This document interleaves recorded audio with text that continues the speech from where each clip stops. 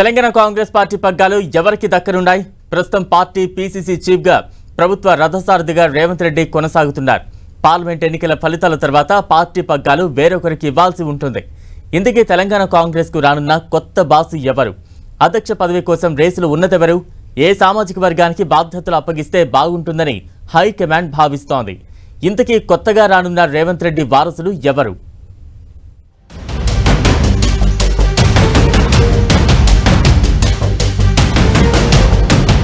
Parliament ఎన్నికల తర్వాత PCC chief మార్పు ఉంటుందని జోరుగా చర్చ నడుస్తోంది.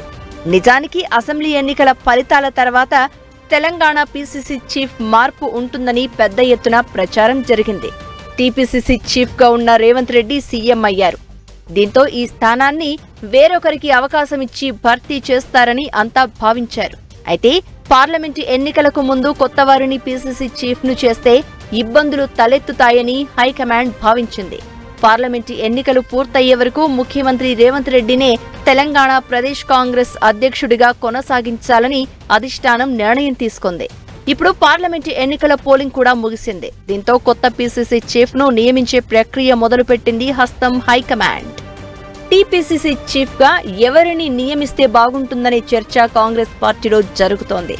అధికార పార్టీకి అధ్యక్షుడిగా ఎవరు రాబోతున్నారు అనే అంశం పొలిటికల్ సర్కిల్స్ లో హాట్ చర్చకు తావిస్తోంది. ఈ విషయంలో ప్రస్తుతం పీసీసీ చీఫ్ గా కొనసాగుతున్న సీఎం రేవంత్ మాత్రం అధ్యక్షుడి ఎంపిక ప్రక్రియ అంతా పూర్తిగా హైకమాండ్ పరిధిలోని అంశమని, ఎవరిని నియమించినా తమకు సమ్మతమే అని అంటున్నారు. అటు అధిష్టానం కూడా తెలంగాణ పీసీసీ చీఫ్ గా ఎవరైతే బాగుంటుంది, ఎవరికి ఇస్తే పార్టీ మరింత బలపడడంతో పాటు నేతలను కలుపుకుని ముందుకు వెళ్లగలరు అనే అంశంలో సమాచారం సేకరిస్తూ కసరత్తు చేస్తోంది.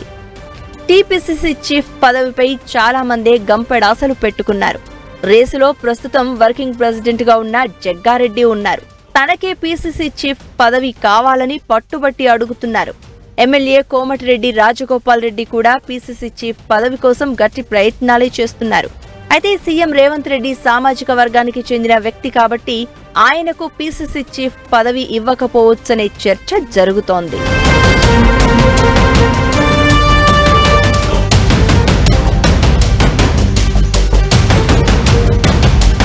బీసీ, ఎస్సీ సామాజిక వర్గాల నేతలు కూడా టీపీసీసీ చీఫ్ పదవిపై ఆశలు పెట్టుకున్నారు. రేసులో డిప్యూటీ సీఎం భట్టి విక్రమార్క కూడా ముందు వరుసలో ఉన్నారు. తనకు పీసీసీ చీఫ్ పదవి ఇవ్వాలని చాలా రోజుల నుంచి అడుగుతున్నారు. కర్ణాటకలో డీకే శివకుమార్ డిప్యూటీ సీఎంతో పాటు ప్రదేశ్ కాంగ్రెస్ చీఫ్ గా కూడా బాధ్యతలు నిర్వహిస్తున్నారు. ఇక్కడ కూడా అలాగే చేస్తే బాగుంటుందని భట్టి విక్రమార్క పట్టుబడుతున్నారు.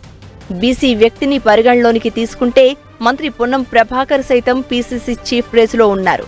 తాను విద్యార్థి విభాగం నుంచి కాంగ్రెస్ పార్టీలో పనిచేస్తున్నానని, తనకి అధ్యక్షుడిగా అవకాశం ఇస్తే బాగుంటుందని కాంగ్రెస్ పెద్దల ముందు తన మనసులో మాటను వ్యక్తం చేసినట్లు తెలుస్తోంది.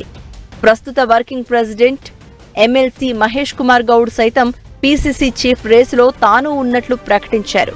ఇక మరో బీసీ నేత మధు యాష్కి గౌడ్ కూడా పీసీసీ చీఫ్ రేసులో ఉన్నట్లు ఆయన సన్నిహితులు చెప్తున్నారు.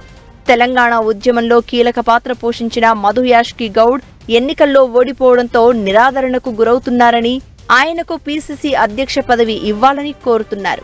ఇక ఏఐసీసీ సెక్రటరీ సంపత్ సైతం పీసీసీ పదవి తనకి వస్తుందనే ధీమాలో ఉన్నారు. ఈ మధ్య సంపత్ నాగర్ కర్నూల్ ఎంపీ టికెట్ ఆశించినా దక్కలేదు. మాదిగ సామాజిక వర్గానికి కాంగ్రెస్ సరైన గౌరవం ఇవ్వడం లేదనే చర్చ నేపథ్యంలో పార్టీ అధ్యక్ష పదవి ఎస్సీ సామాజిక వర్గానికి చెందిన సంపత్కి ఇస్తే బాగుంటుందనే వాదన నడుస్తోంది. ఇక మాజీ ఎంపీ అంజన్ కుమార్ యాదవ్, అద్దంకి దయాకర్ లాంటి వాళ్ల పేర్లు కూడా పీసీసీ చీఫ్ పదవి కోసం పరిశీలనలో ఉన్నట్లు వినిపిస్తోంది. మొత్తం మీద టీపీసీసీ చీఫ్ కోసం తెలంగాణ కాంగ్రెస్ పార్టీలో నేతల మధ్య తీవ్రమైన పోటీ నెలకొంది. వివిధ సామాజిక వర్గాలను పరిగణలోనికి తీసుకున్న కాంగ్రెస్ అధిష్టానం ఏ వర్గానికి, ఏ నేతకు ఈ బాధ్యతలను అందిస్తుందో తెలియాలంటే వేచి చూడాలి.